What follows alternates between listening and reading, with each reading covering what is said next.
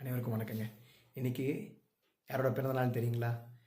நம்மளோட கல்வி தந்தை முன்னாள் முதலமைச்சரும் ஆகிய கர்மவீரர் காமராஜருடைய பிறந்தநாள். இந்த பிறந்தநாள் அன்னைக்கு இந்த இளைய சமுதாயத்துக்கு அவரோட மகிமையை கொண்டு செல்ல ஒரு சின்ன முயற்சி இது. அவர் ஏன் கல்வி தந்தையாக அழைக்கிறாங்கன்னு எல்லாத்துக்கும் தெரியும். ஏன்னா 10,000 ஸ்கூலுக்கு மேலே அவர் ஓப்பன் பண்ணியிருந்தார். அது மட்டும் இல்லாமல் மிட் டே மீல் ஸ்கீம் மூலமாக பல பேர்த்தோட கல்வி கண்களை திறந்து வைத்தவர் அவர் தான். அது மட்டும் இல்லைங்க, அவரோட ஆட்டோபயோகிராஃபி படிக்கும்போது எனக்கு மெய் சிலிர்க்க வைத்த ஒரு இன்சிடெண்ட்டை பற்றி ஒன்று சொல்லிடுறேன்.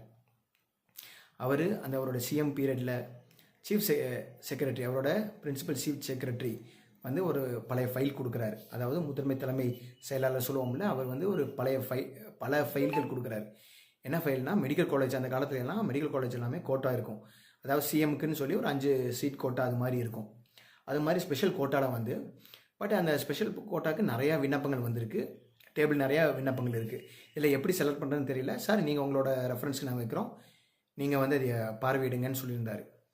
அவர் உடனே, இந்த காலத்தில் நீங்கள் யோசிச்சு பாருங்கள், இது மாதிரி ஒரு மினிஸ்டருக்கோ இல்லை முக்கியமான அதிகாரிகளுக்கு ஒரு கோட்டா இருந்துச்சுன்னா இது எந்த மாதிரி ஃபீல் பண்ணுவாங்கன்னு உங்களுக்கு தெரியும். நான் இதையே தனியாக சொல்ல வேண்டியதில்லை. பட் ஆனால் நம்மளோட கர்ம வீரர் காமராஜர் ஐயா எப்படி செலக்ட் பண்ணாருன்னு தெரியுங்களா?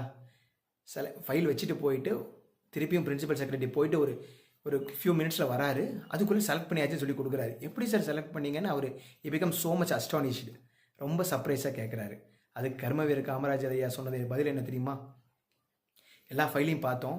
அந்த ஃபைலில் ஒரு ஃபஸ்ட்டு 5 ஃபைலில் எந்த ஃபைலில் சிக்னேச்சர் அவங்க அப்பா அம்மா போடாமல் கை நாட்டு வச்சுருக்காங்கன்னு பார்த்து அந்த 5 ஃபைல் எடுத்தார். ஏன்னா அந்த 5 ஃபைலில் இருக்கிற பசங்க ஃபஸ்ட்டு கிராஜுவேட், அதாவது எம்பிபிஎஸ் படிக்கிறதுக்கு அவங்க ஃபஸ்ட்டு கிராஜுவேட்டாக பண்ணுறாங்க. அவங்க ஃபேமிலியில் ஃபஸ்ட்டு கிராஜுவேட்டாக இருக்க போகிறாங்க. அந்த 5 ஃபேமிலியிலேருந்து ஒரு 5 டாக்டர் வருவானா அந்த சமுதாயத்துக்கே ஒரு பெரிய